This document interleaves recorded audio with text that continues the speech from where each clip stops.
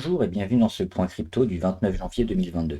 Je rappelle que les informations et analyses données sur cette chaîne sont données à titre indicatif et ne peuvent pas être considérées comme un conseil en investissement. L'investissement en bourse est risqué et vous êtes responsable de tous les investissements que vous faites. Allez, on attaque avec le patron, le Bitcoin. Le Bitcoin toujours dans une phase de correction, de grosse dégradation. Alors il y a eu un léger rebond sur pas mal de cryptos, c'est peut-être le début de la fin.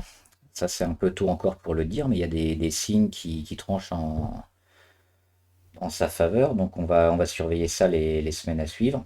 Le Bitcoin, pareil, qui fait un petit rebond aussi. On le voit, il était tombé à 32 000, là, il est sur les 38 000. Donc, ça fait quand même un gap important de 13% hein, en l'espace d'une semaine à peu près. Alors, pour autant, est-ce qu'on est extra positif sur le Bitcoin et les cryptos? Bah, pas encore, parce qu'il y a beaucoup de boulot à faire. On le voit ici. Il y a le support des 39 000 qui est devenu une résistance maintenant pour le Bitcoin qu'il va falloir dépasser. Et ça va être vraiment un point vraiment important pour le Bitcoin. Et tant qu'il est en dessous, on est encore dans une phase de dégradation. On le voit ici entre ces deux obliques descendantes rouges. Et on évolue comme ça et on continue de descendre. Donc il y a une grosse pression baissière sur le Bitcoin qui est peut-être appelé à aller chercher les 30 000 dollars. Donc on va attendre de voir s'il va chercher effectivement cette zone à 39 000 et qu'il arrive à passer au-dessus. Dans ce cas-là, on pourra peut-être avoir un début de retournement sur à la fois les cryptos et le Bitcoin. Dans le sens inverse, ben, on ira peut-être juste tester les 39 000 et repartir à la baisse. Dans ce cas-là, ça voudra dire qu'on ira très certainement chercher les 30 000. Pour l'instant, c'est un peu tôt, mais on a le petit rebond là qui nous intéresse et qu'on va voir sur la plupart des cryptos qui sont assez positifs ces derniers jours. Donc, c'est peut-être la fin de la baisse. Allez, on continue avec les autres. Avalanche. Avalanche, pareil, hein, qui monte. C'est original pour Avalanche. Qui a trouvé un support sur sa moyenne à 200. Il y a quelques cryptos aussi qui sont dans la même configuration. Ils sont en train un peu de se remettre. Alors, c'est pas vraiment la fête non plus pour Avalanche, hein, qui est dans une grosse phase de correction. Il faudra aller déborder les 80, 86, 90 fin février certainement, ou mi-février au mieux, pour vraiment relancer la hausse sur Avalanche. Et pour l'instant, on surveille ce support à 51 dollars qui a tenu et qui va peut-être nous donner une belle indication. Et aussi cette zone sur les 65 qui coïncide avec la moyenne à 200. Binance, pareil, petit rebond sur Binance. Le support à 320 n'a même pas été touché. Donc ça, c'est plutôt correct. Mais on est quand même dans une grosse phase de dégradation. Pareil, on va attendre de retester l'oblique qui sera sur les 420, 430 dans quelques jours. Et c'est à ce moment-là où on verra la force du rebond. Est-ce qu'on arrive à casser et vraiment se remettre à la hausse? Dans ce cas-là, il faudra certainement se placer hein, sur le Binance Coin. Sinon, on va repartir à la baisse. Donc, probablement dans une semaine ou deux, ou moins. Hein, on sait que les cryptos sont très volatiles, mais c'est des zones qu'on va surveiller. Et maintenant, on est plutôt dans une phase positive. Compound. Alors, Compound, ils ont un peu déçu sur leur support à 145. Ils sont sur un support à 111 là, et ce qu'on voit sur Compound, c'est qu'on a une petite phase d'accalmie au niveau de la volatilité. Alors les volumes sont quasiment identiques, hein, et pour autant on a peu de volatilité. Donc ça c'est intéressant parce que souvent quand on a une phase d'accalmie comme ça au niveau de la volatilité, tout de suite après on a des grosses phases de soit de poussée dans un sens ou dans l'autre. Donc ce genre de config, ça alerte quand même, on se dit ah il va se passer quelque chose. Donc on surveille pareil Compound.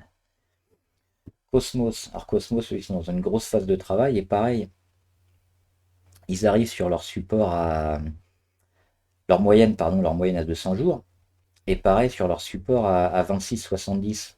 Et par contre, eux, ils sont pas trop dans une phase de dégradation. Alors il y a une grosse correction ici, mais qui se fait juste depuis le 16 janvier, donc c'est très récent, hein, c'est 2 semaines par rapport à beaucoup de cryptos qui dégradent depuis plusieurs semaines. Cosmos, c'est un peu mieux.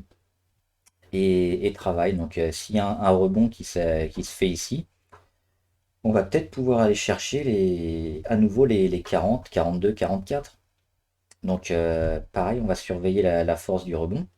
Et puis si on va chercher les 31-32, ça peut valoir le coup de se mettre dessus. Pour l'instant, c'est encore un peu tôt, mais on surveille ça. Les rachats se font toujours pareil au niveau ici, on zoom sur la moyenne à 200, donc il y a une belle force acheteuse ici, sur les 28 dollars. Decentraland, il faut attendre de casser, pareil, l'identique. Là, on a pareil une belle force d'achat sur la moyenne à 200, entre 1,70 et 1,90. On va aller tester très prochainement, aujourd'hui ou demain, la zone sur les 2,50. Faudra casser, et si on casse, c'est un bon signal. Le Dogecoin. Dogecoin qui avait fait une sortie par le haut, on pensait qu'il allait bien se remettre, et finalement il a déçu. Il a réintégré, et là pareil, petite phase d'accalmie, on recasse l'oblique, on se met en position, en embuscade, prêt à rattaquer. Donc c'est important, on a fixé aussi un beau palier sur les 0,12. Donc les 0,12, ça va nous alerter, hein. Si on repasse en dessous, ce sera très négatif. D'autant qu'il y a une légère pression baissière. Mais là, le titre s'est remis en embuscade. Donc pareil, on surveille. On va peut-être aller chercher plus haut la semaine prochaine. Ethereum. Ethereum qui a un peu de mal quand même. C'est une phase un peu plus compliquée pour eux. Le support, il est là sur les 2160. Mais il va falloir repasser au-dessus des 2644. Cette zone-là. Et on sera même comme ça, on sera toujours dans une phase baissière, parce qu'on peut remettre aussi une oblique ici. On sera en dessous, donc il y a pas mal de boulot à faire sur Ethereum pour commencer le rebond. On voit eux, ils sont plutôt neutres. Quand pas mal de cryptos commencent à monter, eux, ils ont un peu plus de mal, ils sont plutôt stables. Donc on va les oublier pendant un moment. FTX ou FTT, c'est comme le Dogecoin, ils étaient sortis, ils ont réintégré, et regardez le rebond. Le rebond, il est intéressant parce qu'on recasse l'oblique et on vient au-dessus de la moyenne à 50 et autour de la moyenne à 20 jours.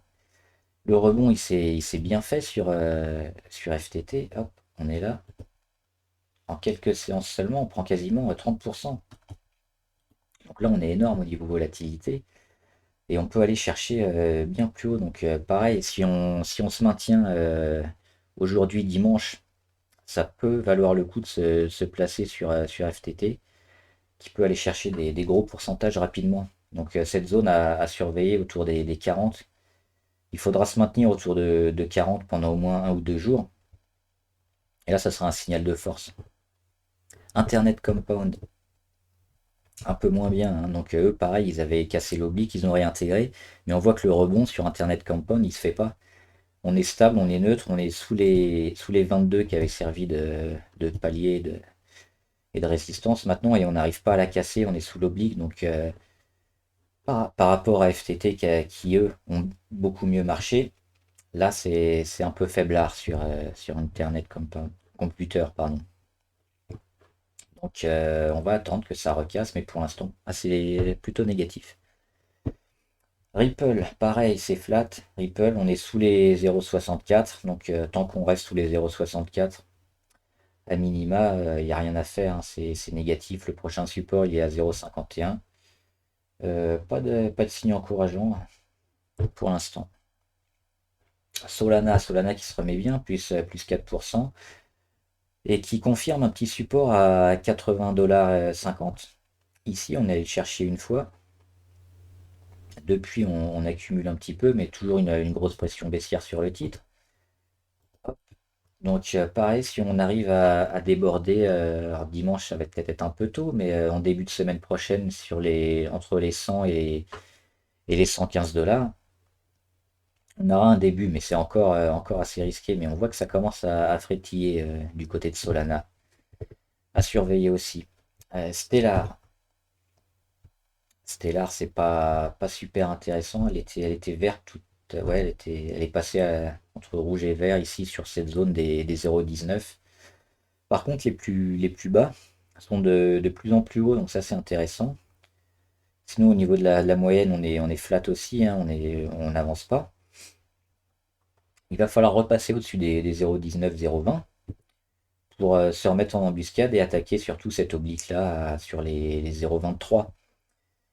Si ça se passe, on pourra commencer à penser à Stellar et à investir dessus, mais pour l'instant c'est encore trop tôt, mais pareil, il y a quelques signes encourageants. Terra Luna, Terra Luna, c'est récent, hein, ça a été mis en ligne au mois d'août. On dégrade. On dégrade ici depuis le mois de décembre. Et quand c'est comme ça, on va très probablement continuer et certainement aller chercher les 40 ici. Les 40 dollars. Donc là, il y a rien à faire hein, sur Terra Luna. Même si on est en position, il vaudra même mieux alléger ou quitter sur Terra Luna qui va certainement corriger encore. The Graph.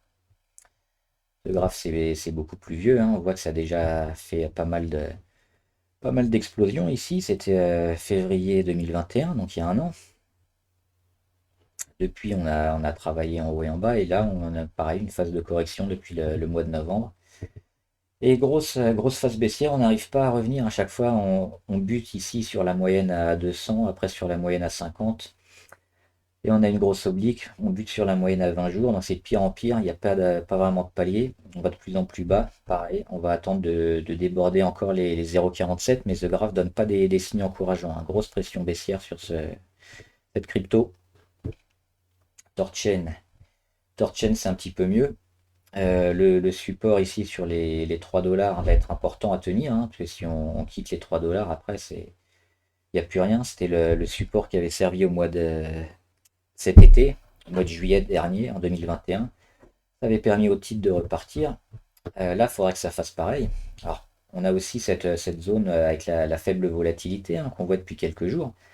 C'est en train de se calmer. Est-ce que ça va nous servir à aller chercher l'oblique et enfin le casser? Peut-être.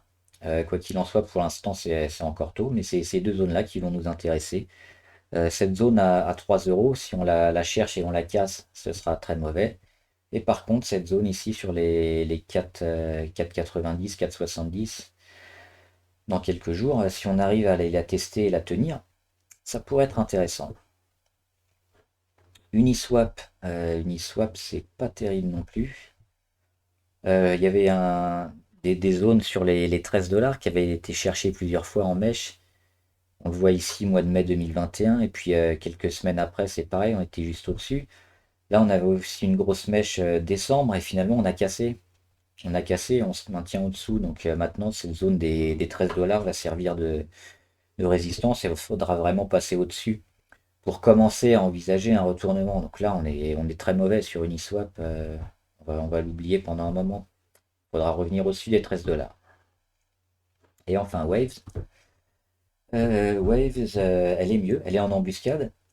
Un petit support ici à 7,58, mais le vrai support, il est plus bas, il est sur les 5,20. On va peut-être aller chercher hein, les 5,20 vu comment ça dégrade. Mais ici, on s'est mis, pareil, on est juste en embuscade autour de l'oblique. Donc on traîne depuis un moment autour de cette oblique baissière. Il y a un moment où on va la casser forcément.